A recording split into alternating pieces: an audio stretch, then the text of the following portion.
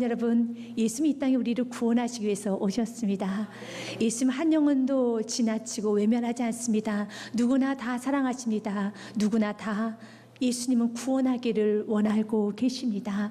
예수님께서 오늘 귀한 사울을 만나 주셨습니다. 사울의 인생은 가시치에 뒷발질하는 인생, 너무 불쌍한 인생, 고생스러운 인생, 죄만 지으는 인생이었습니다. 그런 인생 가운데 우리 예수님 찾아오셔서 사울의 이름을 불러주십니다. 사울아, 사울아.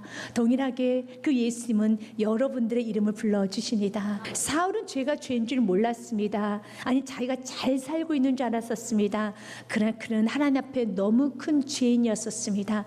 사울은 그 당시에 그리스도인들을 핍박했어요.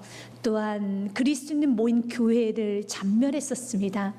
그래서 그는 스스로 이렇게 생각했습니다. 나는 하나님의 영광으로 해서 그리스도인을 핍박하는 거야. 어떻게 예수님이란 저 사람이 하나님이라고 말할 수 있어? 절대 그럴 수 없지. 자기 생각 가운데, 자기 신념 가운데 그는 예수 믿는 자들을 핍박했어요. 어떤 교회를 잔멸했습니다. 잔멸의 뜻은 마치 사자가 먹잇감을 발견했을 때 흥분해서 먹잇감을 다 갈기갈기 찢어버리듯이 사울이 그렇게 살았습니다. 그리스도인들만 보면은 살기가 있었습니다. 교회만 보면은요, 여러분 그 눈에 독이 나왔었습니다. 그래서 사도행전 9장 1절 말씀 보면 사울에 대해서 이렇게 표현합니다. 사울이 주의 제자들에 대하여 여전히 위협과 살기가 등등하여 대제사장에 가서라고 그랬습니다. 여러분 어떤 사람 볼 때 야, 저 사람의 얼굴에 눈에는 살기가 있어 라고 느껴지는 사람이 있지 않습니까? 어떤 사람입니까? 굉장히 독한 사람이죠. 굉장히 악한 사람이죠. 사울이 그랬어요. 사울이 너무 악했습니다. 살기가 등등해서 정말 야, 사울 눈 좀 봐라, 사울 얼굴 좀 봐, 살기가 등등해. 그는 예수 믿는 자를 죽이고자 했습니다. 스데반이 순교했었을 때 스데반을 죽이겠다고 주동했던 인물이 사울이었어요. 앞서서 그는 이랬었습니다. 그러면서 그가 다메섹에 간다는 것을 그 당시에 스데반이 죽고 난 후에, 순교하고 난 후에 대대적으로 유대인들의 핍박이 있었습니다. 그래서 그리스도인 더 이상 살 수가 없는 거예요.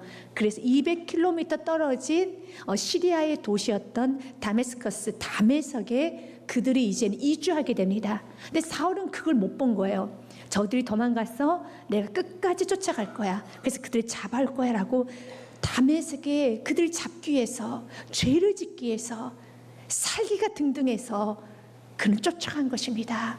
그런데 우리 예수님은요, 그는 죄를 짓기 위해서 다메섹에 갔는데 예수님은 그곳에서 사울을 구원하시기 위하여, 사울을 용서해 주시기 위하여 사울을 안아주시기 위해서 기다리고 서고 계시고 있음을 믿으시길 바라겠습니다.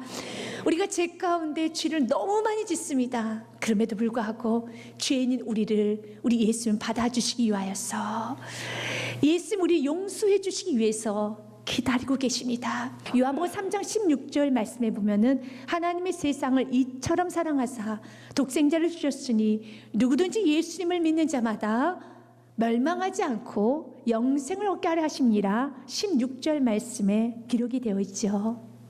그러면서 예수께서 이 땅에 오신 이유는 우리에게 구원과 영생을 주시기 위함이면서 17절에 이렇게 말합니다. 같이 읽습니다. 하나님이 그 아들을 세상에 보내신 것은 세상을 심판을 하심이 아니요 그로 말미암아 세상이 구원을 받게 하려 하심이라. 믿으십니까? 예수님께서 이 땅에 오신 이유, 또 예수님이 우리의 이름을 부르시고 때로 우리의 잘못, 우리의 죄를, 우리의 과거를 다 말씀을 통해 들추신 이유는 한 가지입니다. 심판하시기 위함이 아닙니다. 구원하시기 위함입니다. 난 널 심판하기 위해서, 나는 너의 모든 죄를 들추는 것이 아니야. 여러분, 사울의 이름을 부르시고 사울아, 어째 넌 나를 핍박하느냐. 여러분, 그의 모든 죄를 다 들췄어요. 그 혈기 등등했던 삶을 들췄습니다. 그의 완악했던 삶을 들췄습니다. 그의 독하게도 살았던 삶을, 그의 교만한 삶을 다 들췄어요. 이유는 한 가지입니다. 구원하기 위해서. 오늘도 이 구원을 베풀어 주기 위해서 주님은 우리들의 여러분 과거를 좀 들추실 때가 있어요. 우리 죄를 들추실 때가 있습니다. 예수님은 빛을 비추면서 사울에게 다가오십니다. 그 빛 앞에 가장 먼저 사울은 엎드립니다. 오늘 이 빛이 동일하게 여러분 심령이 비춰지기 원합니다. 여러분 가는 곳마다 비춰지기 원합니다. 여러분의 가정의 사업장에 비춰져서 엎드려질 수밖에 없는 가정, 엎드려질 수밖에 없는 심령, 엎드려질 수밖에 없는 사업장이 되는 축복이 있으시길 바라겠습니다. 엎드려질 수밖에 없는 이 나라의 저 세계 열방이 되어서 정말 하나님만이 하나님이십니다.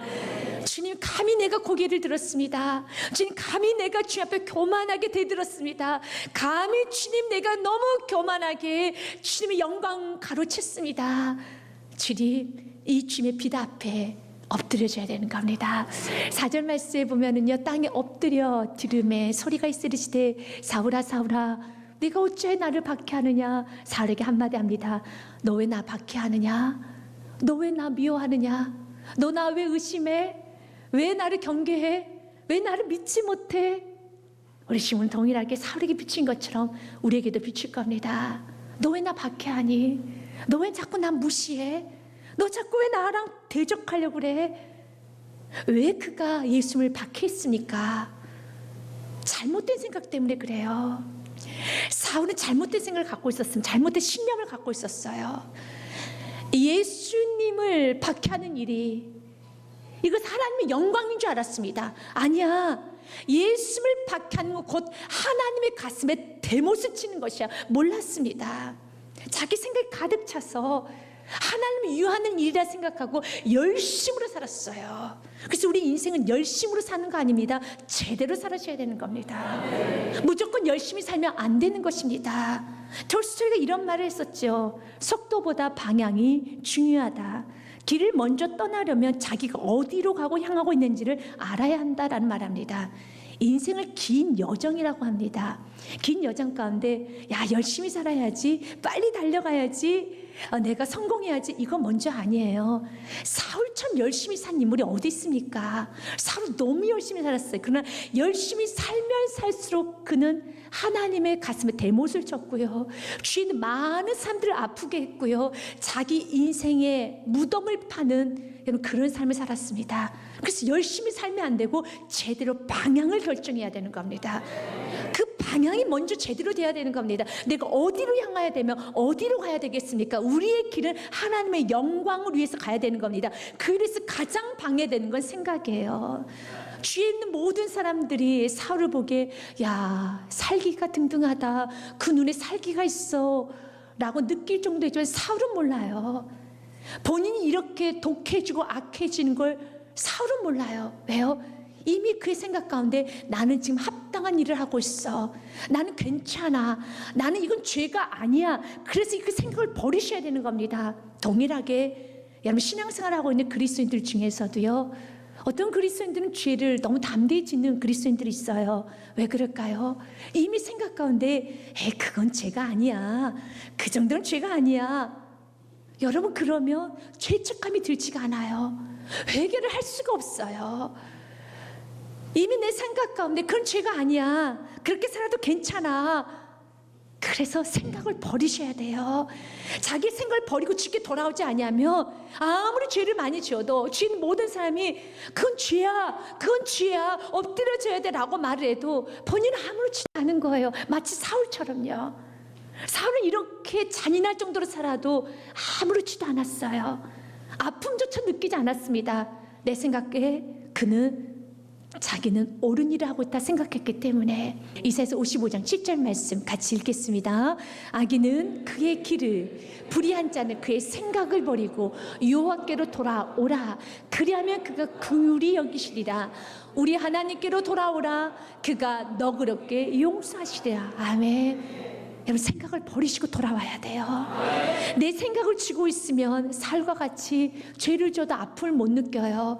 여러분, 내 생각을 쥐고 있으면은 여러분의 삶 가운데 회개할 수가 없어요. 주의 빛을 받을 수가 없습니다. 그러나 사울에게 그 생각을 버릴 수밖에 없게 하나님 빛을 비춰줬습니다. 사울아 사울아 어찌 너는 나를 핍박하냐, 정확히 비춰주셨습니다.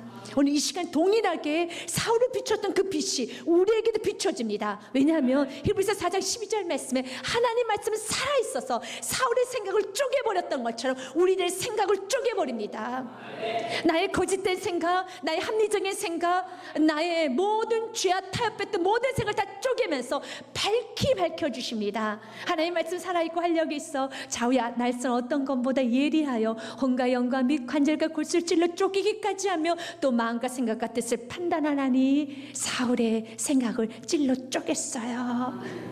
그러면 사울아 너 왜 나 핍박하느냐 라고 말했었을 때 사울은 너무 가슴이 아팠습니다. 하지만 너무 가슴이 아팠던 그 말씀, 나의 치부를 건드렸던 말씀, 아니 내가 지금까지 모든 살았던 모든 삶이 다 헛것으로 밝혀지는 그 말씀, 아파서 숨을 수밖에 없고 아파서 모른 척할 수밖에 없는 그 말씀을 그대로 받아들였을 때, 그대로 흡수하였을 때, 그대로 아멘하였었을 때 그곳에서 구원의 역사가 일어납니다. 때로는 여러분 삶 가운데 신앙생활 하면서 아프게 들리는 말씀이 있어요. 그러면 지금까지 내가 신앙생활 했던 건 뭐지?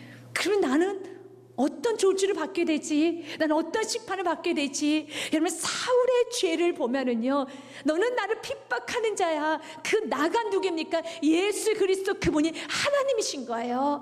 여러분 살 수 있겠습니까? 살지 못하죠. 그러나 그 빛을 받았었을 때 그제서야 살아나는 것입니다. 그래서 사도 바울이 이렇게 고백합니다. 우리 주님 앞에는 용서받지 못할 사람이 없다. 구원받지 못할 사람이 없어. 나와 같이 죄인 중에 괴수인 나도 구원을 받지 않았느냐. 내가 구원을 받았다라면, 살기 등등한 내가 구원을 받았다면 너희들도 구원받을 수 있어. 여러분 혹시 여러분 주님께 이렇게 묻고 있습니까? 주님 나도 용서해 줄 수 있나요? 주님이 이렇게 말합니다. 물론이지. 나는 너를 위해서 충분한 피, 보혈의 피를 흘렸단다. 이 피를 마시고 이 피를 가지고 씻어라.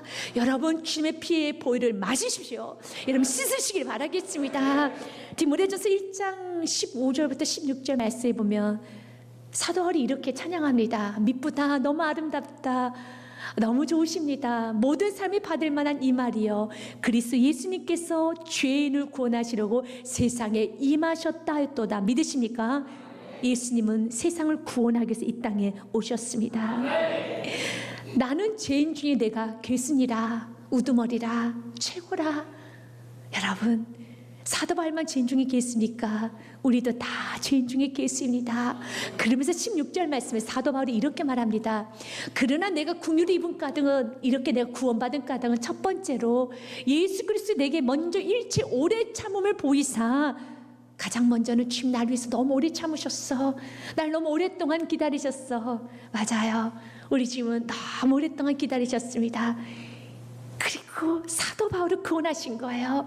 그런데 후에 주를 믿어 영생 얻은 자들에게 본이 되게 하려 하십니다. 나같이 살기 등등한 사람도 구원받았는데, 죄인 중에 괴수도 구원받았는데 구원받지 못할 사람 누가 있겠느냐? 누구나 다 구원받을 수 있다는 겁니다. 예수님 앞에 누구나 다 오시기 바라겠습니다. 가난한 자도 오십시오, 죄인도 오십시오, 죄인의 우두머리도 오십시오. 오지 못하실 분이 없다라는 겁니다. 여러분 사도 바울만 고백합니까? 주님 나같이 욕심 많고 이기적이고 교만하고 세상적이고 정욕적이고 마귀적이고 나 같은 사람도 구원받았는데 구원받지 못한 사람 단 한 사람도 없습니다. 주여 나를 만나 주신 주님, 그 영혼도 만나 주시옵소서. 그 영혼에도 빛을 비춰 주시옵소서. 그리고 주님 말씀하여 주옵소서. 주님 당신 누구십니까? 사울이 묻습니다. 주여 누구시오니까? 그때 너무 아픈 말씀을 들어요. 5절 말씀 같이 읽습니다. 시작. 대답하되 주여 누구시니까? 이르시되 나는 네가 박해하는 예수라. 정말 이 말씀 너무 가슴이 아파요. 주님 누구세요? 그때 주님 말합니다. 나는 너가 박해하는 예수야. 오늘 이 시간 동일하게 여러분도 주님께 물으셔야 됩니다. 주님 누구십니까? 그때 성도들마다 주님의 대답은 다를 겁니다. 어떤 성도들에게는요, 나는 너가 사랑하는 예수란다. 나는 너가 예배하는 예수란다. 너의 생명보다 어떤 것보다 더 소중히 여기고 더 귀중하게 여기는 그 예수란다. 어떤 것도 다 뒤라고 오직 의지하는, 너가 죽도록 의지하고 죽도록 섬기는 그 예수란다. 그런 어떤 성도들이 이렇게도 말할 겁니다. 나는 너가 무시하는 예수란다. 너가 의심하는 예수란다. 너가 경계하는, 너가 가르치려고 하고 이기려고 하는 그 예수란다. 나는 네가 핍박하는, 박해하는 예수란다. 여러분에게서 예수님은 누구십니까? 여러분에게서 예수님은 누구십니까? 만약 여러분들이 예수를 무시하고 예수님을 두 번째로 놓는다면 예수님은 이렇게 말할 겁니다. 나는 항상 두 번째, 항상 액세서리, 항상 외롭게 서 있는 그 예수야. 이제는 바뀌어줘야 돼요. 이제는 변화돼야 됩니다. 주여 누구시니까? 나는 네가 네 생명보다 더 소중히 여기고 너가 너무 의지하는, 예배하는, 오직 나만을 바라보는 그 예수, 너가 예배하고 있는 예수. 여러분, 우리의 예수가 누구입니까? 여러분, 다윗은 시편의 18편 말씀에 보면 이렇게 고백합니다. 나에게 있어 하나님이 이런 분이십니다. 먼저 18편 1절 말씀에 나의 힘이신 여호와여 내가 주님을 사랑합니다 라고 고백을 하면서 2절 말씀 같이 읽습니다. 여호와는 나의 반석이시오, 나의 요사시오, 나를 건지신 이시오, 나의 하나님이시오, 내가 그 안에 피할 나의 바위시오, 나의 방패시오, 나의 구원의 뿌리시오, 나의 산성이시로다. 아멘. 주님, 우리는 이 고백대로 우리 주님께서 나는 너가 의지하는, 너가 요새로 느끼는 너의 방패, 너의 구원의 뿔, 너의 산성인 예수야. 나는 너가 의지하는 예수야. 사랑하는 여러분, 사울은 인생은 예수님을 박해하는 인생이었습니다. 너무 아프죠? 너무 힘들죠? 이게 사울의 인생이었어요. 그 현실 앞에 엎드려져야 돼요. 사울은 몰랐어요. 내가 예수를 박해하는지, 내가 그토록 교만하게 살았는지, 그토록 거칠게 살았는지, 그토록 하나님 앞에 엄한 방장행동했는지 몰랐었습니다. 그러나 이제는 알았어요.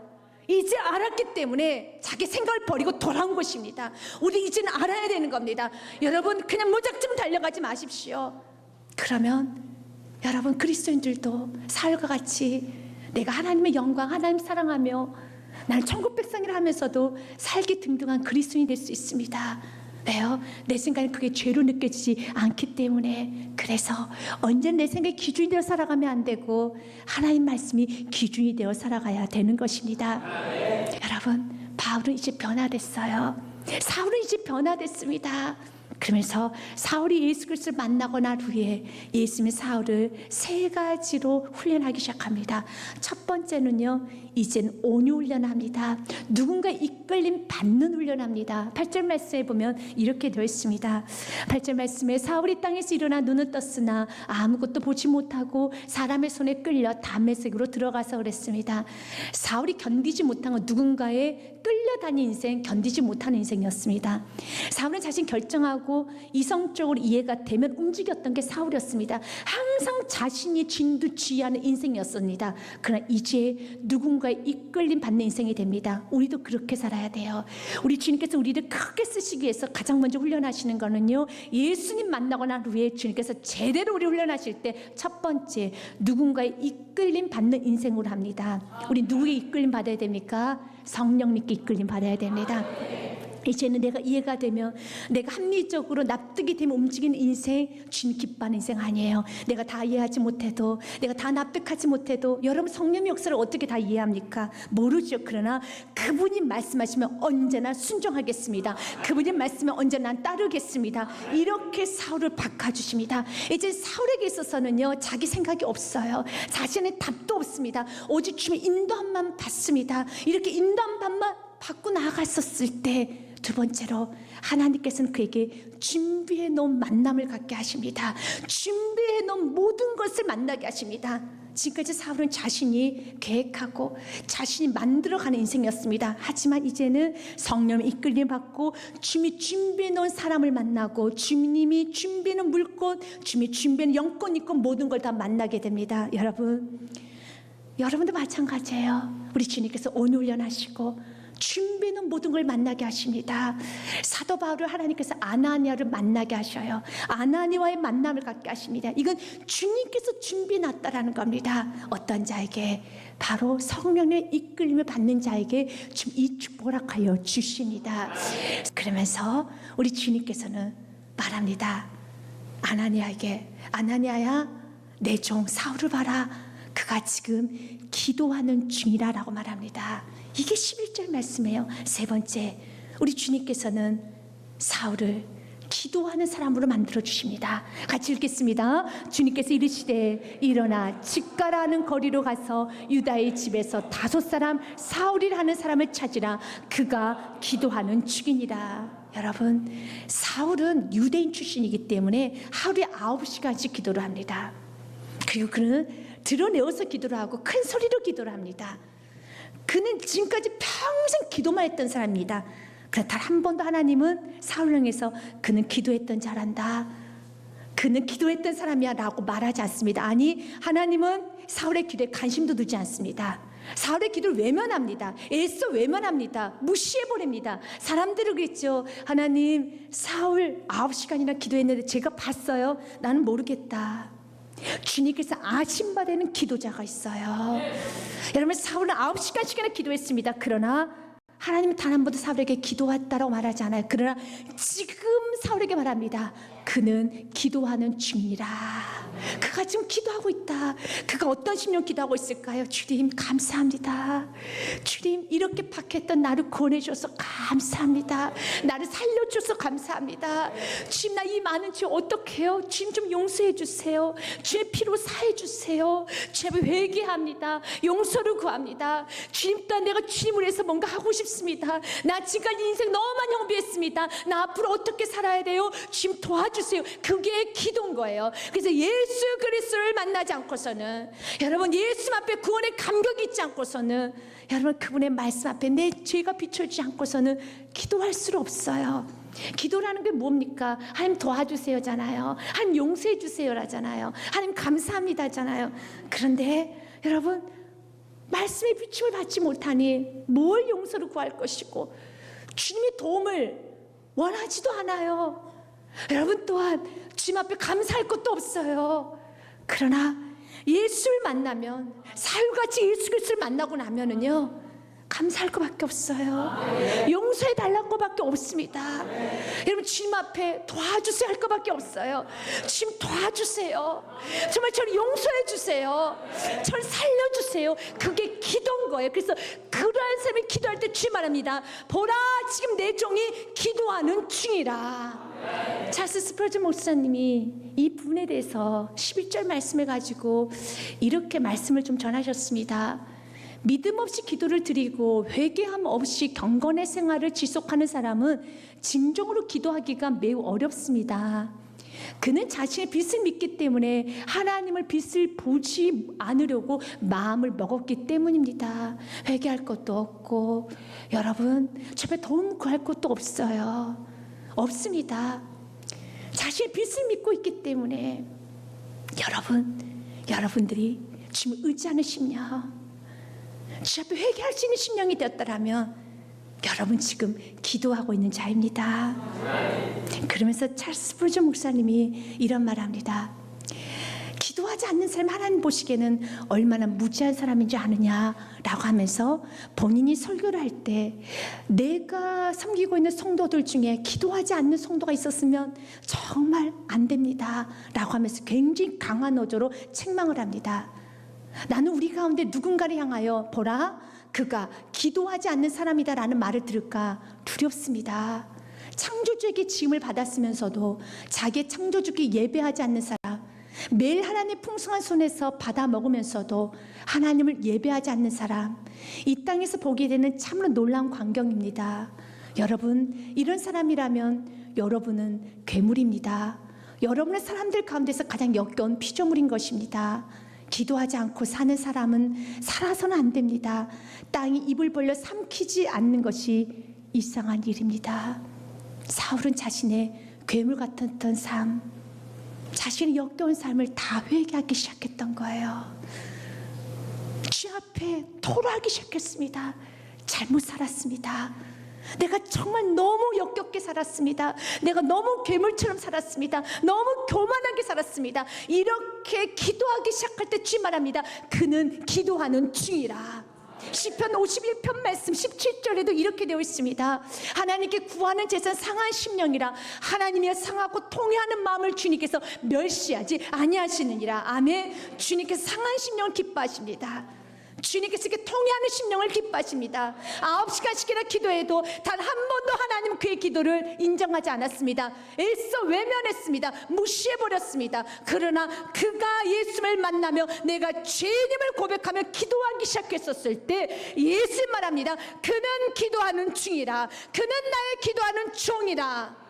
여러분 지금 기도하고 계십니까? 이제는 우린 기도해야 됩니다. 주님 나를 구원해 주셔서 감사합니다. 지금 나의 죄를 용서해 주셔서 감사합니다. 나 같은 죄를 살려주셔서 감사합니다. 주의 집 말씀하여 주옵소서. 난 주의 말씀만 떨어지면 순종할 준비 됐습니다. 무조건 순종입니다. 순종을 준비하고 순종을 기대하면서 주님 말씀하여 주옵소서. 가고 다음 단계 순종으로 나아가겠습니다. 주 역사하여 주옵소서. 기도는 순종을 다짐하는 거예요. 여러분 순종에 목말라서 기도하는 거예요. 주님 말씀하시면 주님께서 나가라 하시면 나가겠습니다. 이게 기도예요. 순종에 목말라서 기도하는 겁니다. 여러분 순종하고자 마음 안에 여러분 넘치는 열정으로 기도하는 게 그게 기도예요. 드디어 사울은 기도하기 시작했어요. 감사해서 순종하고 싶어서 그 넘치는 은혜 어떻게 주체를 못해서 그는 기도하기 시작합니다. 그때 주님은 18절 말씀에 그의 눈에 비닐을 다 벗겨주십니다. 즉시 사울의 눈에 비닐 같은 것이 벗어져 다시 보게 된지라. 영의 눈이 활짝 열립니다. 우리 평생에 이 축복이 있어야 됩니다.